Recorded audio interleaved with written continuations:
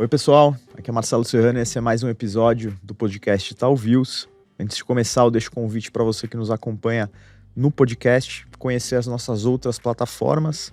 A gente tem criado alguns conteúdos complementares para o Instagram, para o Telegram e também para o YouTube, onde vai estar disponível a versão desse podcast em vídeo. Bom, a taxa de juros finalmente começou a cair aqui no Brasil, mas a Bolsa, por surpresa aí, também caiu, né? Amargou uma série talvez recorde aí de quedas. E a ideia desse episódio é tentar entender como a gente pode aí projetar o mercado de ações por aqui, né? A gente vai olhar para diversos setores, entender como o índice deve se comportar, se a gente vai romper de forma consistente aí a marca de 120 mil pontos, até onde o Ibovespa pode chegar. E a gente vai falar também como o cenário macro, tanto brasileiro quanto internacional, podem interferir nos investimentos por aqui. No final, a gente sempre comenta algumas teses, deixa algumas recomendações de investimento. E para abordar todos esses temas nesse episódio, a gente conta com a participação do Thiago Ring, que é gestor de renda variável na Absolute Investimentos. E além do Thiago, a gente vai ter também a participação do Guilherme Gonçalves, Equity Sales aqui no Itaú BBA, que vai dividir comigo hoje a moderação do episódio e comentar também o reflexo de todos esses temas para os fluxos de investimento e também para o posicionamento dos agentes de mercado. Thiago, Guilherme, tudo bem? Bem-vindos aí. Obrigado pela introdução, Marcelo. Acho que antes da gente começar aqui, Ring, eu acho que seria legal se você pudesse passar um overview bem rápido da Absolute, de como é que é a sua filosofia de investimento, quais são os fundos que vocês tocam, um overview geral, assim. Claro, vamos lá. Primeiro de tudo, obrigado pelo convite, Marcelo. Um prazer estar aqui para poder contar um pouco da Absolute, da forma que a gente pensa, dos nossos produtos e da atual visão de mercado, né? Bom, a Absolute é uma casa que está com 10 anos de vida. A gente tem 33 bilhões sob gestão e algumas estratégias ali. São 4 estratégias principais hoje na casa. A gente tem os fundos multimercados, uma estratégia de bolsa, da qual eu faço parte também, além do multimercado, uma estratégia de fundos de arbitragem e uma estratégia de crédito. Eu faço parte da gestão dos fundos de bolsa e temos também dentro do multimercado uma parte do risco ali, uma carteira de ações dentro do multimercado.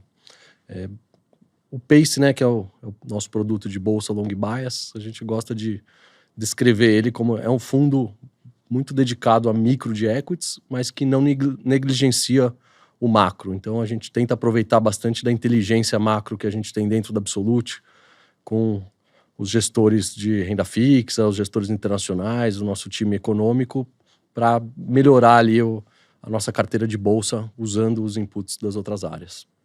Legal. Bom, então acho que vai ser bacana a gente aproveitar toda a sua expertise para comentar um pouco esse momento de mercado e até para começar a comentar, Thiago, eu queria propor uma rápida retrospectiva aqui desse primeiro semestre na Bolsa. A gente começou o ano com uma certa turbulência, o que é até natural em anos de mudança de governo, até a gente ver alguma acomodação. Em março a gente perdeu o suporte dos 100 mil pontos, já em maio, junho a gente teve uma forte valorização, aí na iminência do início do ciclo de corte de juros e de uma certa acomodação da agenda político-econômica. Mas agora, mais recentemente, a gente viu uma queda, umas sucessivas quedas, que talvez foram até recorde em números de pregões em queda, e justamente após o início do corte de juros, né? Então, como é que você avalia esse reflexo da Bolsa ao início do corte de juros e como você projeta um pouco o mercado a partir de agora?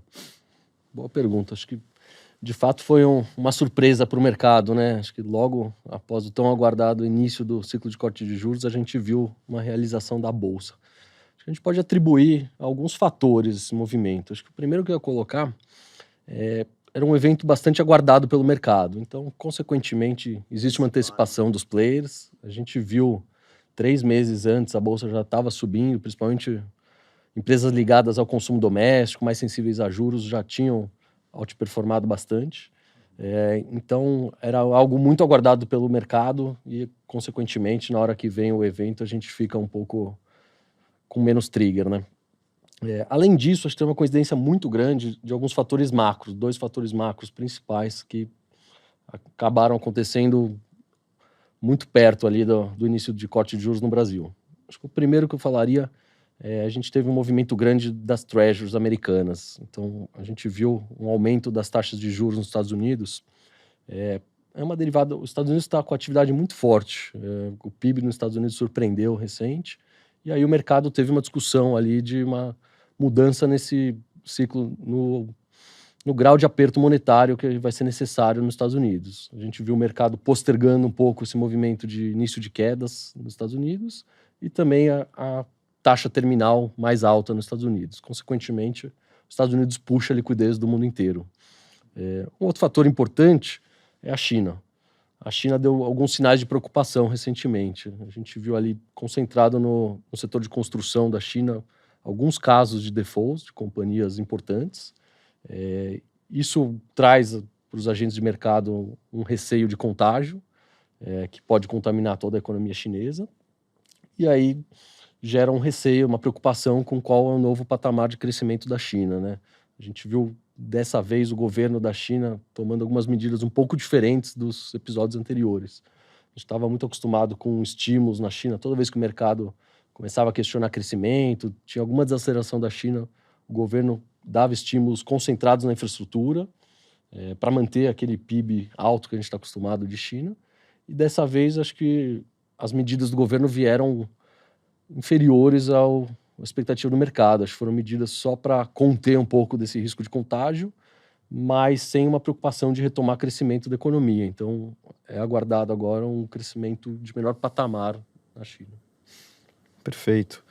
Bom, Guilherme, o Thiago comentou como juros nos Estados Unidos têm puxado fluxos para lá, né? E a gente vê um pouco desse reflexo aqui, os fluxos de investimento estrangeiro têm se apresentado abaixo da média. Então eu queria te perguntar como você vê nesse momento a atratividade do Brasil frente aos peers emergentes e como na corretora a gente tem observado um pouco mais no detalhe esses fluxos e falando um pouco desses investidores, qual tem sido o perfil desses investidores que têm olhado o Brasil nesse momento, se a gente comparar a turma dos hedge funds com o real money, como é que esses diferentes perfis têm olhado? Legal. Quando a gente fala do gringo, né, a gente tem que olhar sempre o mandato e as alternativas de investimento, né? Então, o gringo olha Brasil, ele compara Brasil com México, com outros mercados da América Latina, Peru, Chile, Colômbia, mas também com Rússia, China, Coreia do Sul, Turquia, etc. Então, o EWZ, que é o índice, que é um ETF de Brasil em dólar, é uma das melhores performances do ano versus os peers e até os mercados desenvolvidos, tá? A gente está perdendo para o México. O México tem uma história mais legal, né? Tá chegando um nearshoring ali, que eu acho que vai trazer um fluxo de investimento muito grande para o país. Então, a tese na cabeça do investidor é melhor, né? O Brasil aqui, desde o início do ano, a gente passou por inúmeros solavancos, né? Teve um governo chegando, que é sempre um fator de preocupação, é natural. Você teve arcabouço fiscal, agora a gente está chegando no momento decisivo, chegou o MP hoje, que vai atacar as empresas que pagam menos impostos, então assim, isso é muito ruim para a Bolsa. E quando a gente olha o perfil do investidor estrangeiro, isso afasta um pouco e toda a incerteza ela acaba fazendo com que essa turma se retraia, né? Ainda assim, no final de julho, a gente atingiu o pico de investimento de inflow de gringo na Bolsa, né? Bateu 5 bilhões de dólares. Do final de julho para cá, a gente perdeu 2,7 bi de dólar.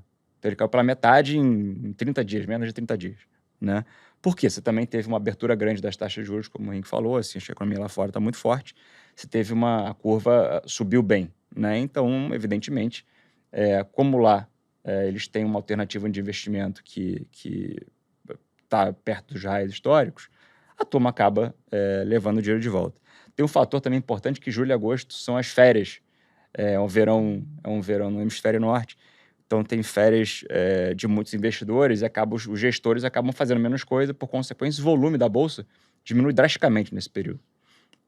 Né? Então, eu acho que tudo isso leva a essa diminuição do investimento estrangeiro aqui. A gente aqui no Itaú, a gente vê muito fluxo do long only, né? Seja comprando ou vendendo aqui pelo perfil dos nossos investidores, o fluxo é muito long only na maioria dos casos. Mas, evidentemente, assim, a gente vê muito o fluxo dos hedge funds para lá e para cá em outras casas. Assim, é muito característico em algum tipo de operação. Mas aqui, majoritariamente long only. E só para complementar essa pergunta, a gente teve um mercado de capitais para equities bem ativo, né? Se a gente olhar follow-ons, o gringo olhou essas operações e, aproveitando, você vê algum potencial para a gente, de fato, iniciar uma janela para IPOs também, ou por hora vai ser só ofertas secundárias? Legal. O gringo está meio que na média histórica de investimento nos deals, né? Em torno de 30%. Né? O mercado local cresceu muito nos últimos 5, 6 anos. Tá? Desde 2016 para cá, principalmente, depois da mudança de governo, depois do impeachment, né? O mercado cresceu bastante. Então, os fundos brasileiros têm um patrimônio muito maior do que já tiveram e, evidentemente, isso se reflete em maiores alocações nos deals. Né? E muito lá atrás, isso já foi 50-50. Hoje é 70% local e 30% gringo. Nas últimas ofertas que a gente fez, a Copel foi a última, que foi uma oferta de 5 bilhões de reais, a privatização da Copel. Esse deal foi ancorado e metade dessa ancoragem era de investidor estrangeiro. Tá? Acho que é um case diferente, um case de privatização que atrai muita gente, num ativo bom, com uma TIR boa e que ficou muito mais líquido. Né? Então, o case empacotado assim era um case que atraía gringo bem com perfil do investidor estrangeiro. Agora, nos últimos cases todos, os grandes, principalmente, a gente teve a oferta do Localiza também, que foi 4 bi, quase 5. Então, assim, você tem alguns deals recentes que foram bacanas, grandes, e que também trouxeram um fluxo grande do gringo. Evidentemente, aqui 30%, 35% não teve nenhum que bateu 40%. Falando de IPO, é um pouco mais difícil, assim, o mercado ainda tá digerindo muita coisa, né? O follow-on, ele é mais fácil de fazer porque ele é uma história de desconto, né? Então, assim, você já conhece a empresa já é listada, já reportou inúmeros trimestres, então você já conhece o perfil, já conhece o management na maioria dos casos. Então, enfim, com desconto a turma se anima e compra, né? O mercado vai precificar qual é o desconto correto, mas é mais fácil sair uma oferta de uma empresa já listada do que um IPO. O IPO em si, ela são ofertas menores, né, por prática, né? As empresas são empresas que ainda não são listadas mesmo, então elas precisam na maioria das vezes, de menos dinheiro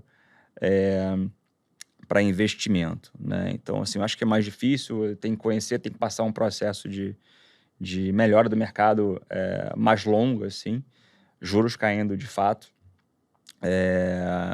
para aí sim os IPOs retornarem, entendeu? Eu acho que talvez mais para o final do ano, algumas empresas que estão mais prontas, eventualmente uma empresa que já tentou fazer o IPO lá atrás e não conseguiu por N razões, mas que o mercado já conhece, acho que, na minha opinião, seriam as favoritas para abrir o mercado de IPO, entendeu? Mas acho que isso aqui é muito mais para o final do terceiro tri, talvez quarto, do que para agora. Perfeito. Ring, acho que assim, a gente tá passando por um momento de afrouxo monetário, né? Então, qualquer afrouxo monetário, queda de juros, você estimula a economia, as empresas desalavancam e tal. A gente viu muito isso se refletindo na bolsa em alguns setores específicos. Por exemplo, real estate, tinha várias empresas que estavam tradando a menos de uma vez book e tem várias hoje tradando a 3 vezes, né? O varejo, ele se valorizou muito, mas boa parte das empresas já devolveu essa alta. E a gente vê muitas empresas hoje, empresas boas, assim, conhecidas do mercado, Soma, Loja Renner, Vivara, tradando um valuation muito atrativo. Na tua visão, assim, primeiro passa um pouco da sua cabeça, de que você está vendo, quais são aqui, quais os múltiplos razoáveis, né? A gente falou muito sobre o novo normal do mercado pós-pandemia. Qual o novo normal de múltiplo, né? Desse setor especificamente e de outros? Assim, o que te atrai na Bolsa hoje? O que você vê? Isso aqui tem muito upside? Tá na hora de voltar? Para qual case voltar? Fala um pouco da tua cabeça. Vamos lá. Sem dúvida nenhuma, esse momento de afrouxo monetário costuma ser um momento muito bom para a Bolsa, né? A gente vê esse efeito dos juros refletindo nos balanços das empresas pagando menos juros, os clientes das empresas menos alavancados, você tem um desconto na taxa de juros, né, que a gente avalia as empresas, e no segundo passo até um fluxo de renda fixa para renda variável. Como você colocou, acho que o setor de real estate é um setor muito beneficiado, né? Acho que é um setor muito dependente de crédito, são tickets altos, né? Então, os juros reflete inteiramente nesse setor, além de alguns estímulos que a gente viu do governo mudando alguns programas de habitação popular. Então, é um setor que já na Bolsa teve um grande movimento e o teu ponto é muito bom. O setor de consumo, seria um outro setor também beneficiado que não andou, ficou para trás, né? O que a gente atribui o que está acontecendo no setor de consumo? Acho que sem dúvida nenhuma as empresas estão, à primeira vista, mais baratos do que momentos anteriores. A gente vê os múltiplos ali abaixo dos múltiplos históricos, só que tem um grau de incerteza muito grande nesse momento. Acho que alguns fatores estão pesando aí sobre o setor de consumo. Você tem uma discussão primeiro de questões de benefícios fiscais, então a gente está tendo uma rediscussão sobre alguns benefícios de CMS, subvenção para investimento, lucro presumido, onde tem muitas empresas beneficiadas nesse setor. A gente fica com uma dificuldade muito grande de projetar quais são os earnings para o ano 2024. Então, apesar de parecer mais barato, quando a gente olha para o múltiplo, né, de preço-lucro do ano de 24 versus o histórico, a gente ainda tem uma dúvida se o lucro de 24 vai ser aquele mesmo ou se a gente vai ter que rever 20%, 30% para baixo por conta de um novo imposto quando as empresas perdessem benefícios. E tem mais alguns fatores ainda de incertezas nesse setor, além dessa questão tributária, né? A gente está vendo agora discussões sobre taxação de produtos cross-borders que entram no país. Cada vez mais começaram a ganhar relevância esses produtos que entravam isentos. Agora a gente está na dúvida se vai ser taxado ou não vai. Você tem uma base de comparação difícil ainda de lucro para algumas empresas. O primeiro semestre de 22 ainda era um semestre onde a gente vinha naquele pós-Covid. Foi um semestre muito forte. Então agora a gente está começando a ajustar, entender o que é o nível normal. Talvez aquele primeiro semestre de 22 ainda estava um pouco inflado com aquela euforia, né, da saída do Covid. Então, olhando agora para o setor de consumo, a nossa visão é que parece sim barato, mas a gente ainda tem algumas dúvidas de como precificar, qual que é o lucro esperado para essas empresas.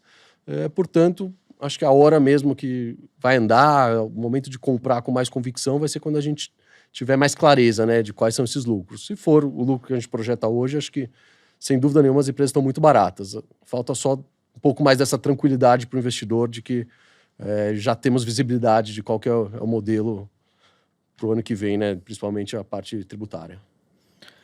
Não, legal. Acho que você chegou a comentar bem essa parte tributária, mas assim, eu queria tentar aprofundar um pouco mais essas discussões e os impactos delas para os principais setores, né? Acho que o arcabouço fiscal foi aprovado e agora também começa uma corrida do governo para aumentar a arrecadação e cumprir, né, esse fiscal, e a reforma tributária vai de encontro a isso. Então, como você está projetando o andamento dessas discussões, principalmente considerando aí fim do JCP, taxação de dividendos, que não sei o estágio que está essas discussões, e outros pontos que você falou de forma preliminar na outra resposta, Thiago?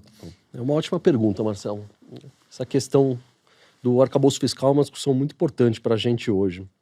O que aconteceu? Acho que o governo veio com o arcabouço fiscal que, por um lado, até tranquilizou o mercado no primeiro momento, né? Você está definindo ali quais são os gastos para esse próximo ciclo do governo. Você tirou algum risco de cauda de gastos muito altos. Mas, por outro lado, é um modelo totalmente baseado na arrecadação. Então, o governo fixou os gastos e agora a gente vai precisar correr atrás da receita para fechar essa conta e conseguir entregar o déficit zero, que é, a princípio, a meta do próximo ano. E olhando para as empresas, esse é o momento ali de mais perigo, porque a gente não sabe ainda quem vai pagar essa conta exatamente. Além de ter um aumento de tributação, a gente ainda está vendo o governo estudando muita coisa, né? Então, você precisa entender como que vai ser a aprovação no Congresso, o que vai vir até então. Do nosso lado, como a gente tem que se posicionar? Acho que a primeira coisa tem que dar muito mais valor para o lucro de uma empresa que já foi tributado versus um lucro parecido de uma empresa que tenha benefícios tributários, né? Olhar de fato quem está pagando imposto, quem não está, quais os riscos desse hoje não pagador por conta de algum benefício especial passar a pagar imposto. Acho que essa é a maior preocupação hoje no mercado, é quem pode sofrer aumento de tributação, e é uma preocupação ainda que a gente vai conviver por algum tempo, porque o governo até agora está fechando as contas com bastante receita não recorrente também. Então, é uma discussão que vai permanecer para os próximos anos. A gente vai ter que ter um aumento de arrecadação ainda para os próximos anos para atingir essa expectativa de superávit.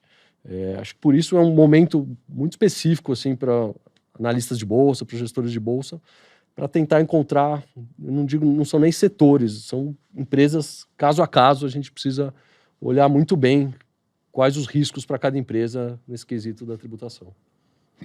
Essa também é a próxima pergunta aqui, que é meio difícil, é um exercício de futurologia, assim, mas quando você tem a visão do Ibovespa até o final do ano, você tem algum target na cabeça que você acha que pode chegar? É difícil, mas o que a gente vê sempre é que a gente tem uma visão muito díspare do Ibovespa, que é o índice considerado por muita gente um índice ruim, né, porque ele é muito concentrado em Vale, bancos, Petrobras, então é muito commodity bancos, das mid e small caps, né? O que a turma de fato olha, a turma que faz um stock picking mais firme olha. Mas nos últimos 2 meses eu tenho sentido que a turma tem tentado se aproximar mais do Ibovespa. Por quê? Descorrelaciona muito, né, dos últimos 2 anos. Assim. Então, quando você pega um perfil do investidor pessoa física, ele não consegue entender como é que o fundo que ele tem, as ações que ele tem, caíram 30%, 40%, e versus o Ibovespa, a underperformance foi muito grande. Então, como é que tua cabeça hoje? Vocês também estão se aproximando mais do Ibovespa, com coisa menos beta, assim, para ter na carteira, ou não? Ou continua um stock picking com o que você acha que realmente tem muito upside? Vamos lá.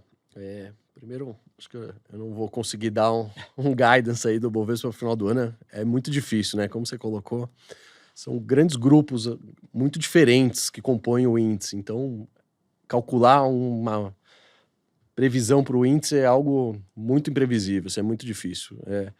Olhando mais quebrado no Bovespa, a gente está bastante construtivo. A gente vê ali dos 4 grandes grupos, né? Mineração, a gente, apesar de algum receio de China, essa conversa de China que a gente já teve aqui, a Vale já está muito barata, já caiu bastante, é uma ação que a gente já começa a gostar, a gente adicionou na carteira recente. Petrobras também, uma empresa super importante no índice, que a gente está com uma visão construtiva ainda, acho que talvez não seja tão consensual no mercado, mas a gente gosta da empresa, de novo, uma empresa barata, que o mercado exagerou no medo de uma intervenção do governo em preços, em política de paridade de combustível. Os bancos, acho que são onde é algo mais estável, mais fácil de prever. Acho que não temos muitos riscos para nenhum dos lados. A gente gosta, acha preços já ficando atrativos. E, como você comentou, o setor de consumo, essas mid caps, que é onde normalmente os fundos estão mais posicionados, né? Elas underperformaram bastante o índice por conta ali da Petrobras, dos bancos. E a visão hoje é mais construtiva no sentido que talvez o pior já passou nessa dinâmica de resultados. A gente viu ali os primeiros resultados do ano fracos, mas acho que agora o segundo semestre a gente vai ver essa inflexão. Então, a dinâmica daqui para frente é positiva para essas empresas. A gente, pensando em posicionamento, a gente está sempre tentando olhar muito mais o micro, caso a caso, do que o índice como um todo, mas a gente é um fundo que gosta, sempre tivemos aí posições em commodities, em bancos, então A gente tem, por construção, uma carteira talvez um pouco mais parecida do que os peers, do que a indústria, nesse sentido, já que a gente opera bastante Vale e Petrobras. Então, Vale a gente não tinha no início do ano, mas a gente agora adicionou na carteira, e Petrobras, no movimento oposto, a gente carregou por bastante tempo e veio agora trocando por PetroRio e PetroRecôncavo, principalmente. Legal. Acho que para fechar esse papo, Thiago, você comentou Vale, Petrobras, mas queria também repassar e te perguntar outras teses aí de destaque que vocês têm olhado com mais otimismo, até aproveitando que tiveram algumas conferências no mercado, investidores tiveram a oportunidade de estar mais próximo das empresas, enfim, tirar dúvidas sobre alguns cases. Então, que outros nomes você citaria que os fundos têm posição e que você olha com mais otimismo agora? Principalmente esses os domésticos, assim. Você falou muito de Vale Petro. O que você olha, assim, olhando o micro das empresas, esse setor de varejo, principalmente, mas também nos domésticos em geral. Tá, perfeito. Acho que nesse setor de consumo, uma posição que a gente gosta bastante, que é uma posição relevante das carteiras do fundo hoje, é Mercado Livre. Colocaria assim, acho que o Mercado Livre hoje é claramente o vencedor desse setor, é um setor muito competitivo, que a gente teve anos de uma dinâmica uma competição extremamente agressiva, e a gente está vendo hoje ele bem posicionado, no momento que os competidores dele estão fragilizados, né? A gente viu o episódio da Americanas, a Via Varejo agora também está chamando capital, Magazine Luiza é uma empresa super grande, consolidada, mas também está com custo de dívida alto, num setor que é muito capital intensivo, né? Então a gente está vendo o Mercado Livre abrindo uma vantagem cada vez maior para a concorrência, né? No momento que a concorrência está com custo de dívida alto, fragilizada, o Mercado Livre é o player que tem mais acesso a capital, continua investindo, abrindo uma diferença grande ali de capacidade logística, de nível de atendimento versus a concorrência, e crescendo nesse momento onde a competição não tem nem dinheiro adequado para conseguir carregar um capital de giro para crescer. Então a gente acha que esse é o vencedor de um setor que ainda tem bastante a crescer, é um setor bastante atrativo. E ainda por conta dessa competição fragilizada dos concorrentes, a gente pela primeira vez está vendo o Mercado Livre começar a ficar mais rentável. Ele sempre teve uma operação parecida com o modelo da Amazon, de reinvestir todos os benefícios em margem, operar com uma margem baixa para crescer. Agora é o momento que ele está conseguindo ali passar mais preço, começar a monetizar mais toda a rede construída, e a gente começa a conseguir fazer mais conta ali de lucro, estamos mais perto do momento ali.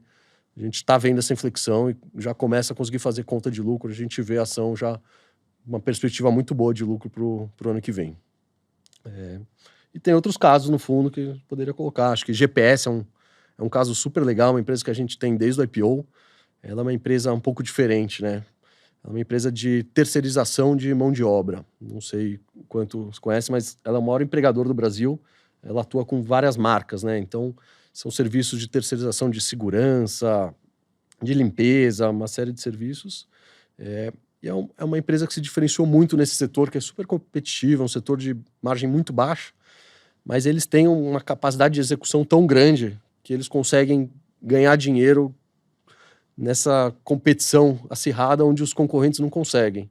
Então é um player que está consolidando o setor, está crescendo, está fazendo M&A, está crescendo organicamente, e é um líder ali que a gente acha que tem um crescimento grande para muitos anos ainda, já que é um setor tão fragmentado, tão grande, né? Acho que são uma terceira aí para a gente deixar um top 3. Um outro caso legal ali que a gente gosta bastante no fundo é a Rumo. A Rumo é um player que é bastante beneficiado dessa queda de juros, como a gente estava comentando aqui, e depende menos do PIB, né? Ela está muito menos exposta ali ao consumo, à questão de renda, e ela tem ali ela faz PIB agro, talvez, né? Ela é bem ligada ao agro, né? E o agro, o Brasil tem vantagens claríssimas ali no agro. O agro é o melhor setor para estar no Brasil, na nossa visão. Assim, é um setor que cresce ainda por muitos anos, independente de economia, independente de política, de qualquer coisa. É um setor que todo ano está crescendo ali, entregando crescimento em cima de crescimento. E a Rumo está super bem posicionada, né? Ela faz todo o escoamento da logística ali de grãos do Mato Grosso para Santos. Então, é uma empresa que tem bastante crescimento ainda contratado, super sensível a juros e está num momento operacional bom, com um aumento de tarifa grande agora que a gente está vendo ali para o próximo ano, trabalhando com toda a capacidade ali, tem demanda acima do que ela consegue entregar hoje. Todos os IPOs aí, já arrumei alguém para ancorar uns deals de água aí que vão vir. Tomara que venham muitos deals de agro, que a gente gosta muito do setor. Legal. Cara, muito obrigado pela participação aqui. Foi um prazer para nós. Não, foi bem legal. Acho que a gente cobriu todos os temas e ainda deixou um call aí pro investidor ouvinte que sempre fica esperando essa última pergunta para olhar aí pro portfólio e repensar as posições. Obrigado vocês pelo convite, Marcelo, Guilherme. Prazer estar aqui.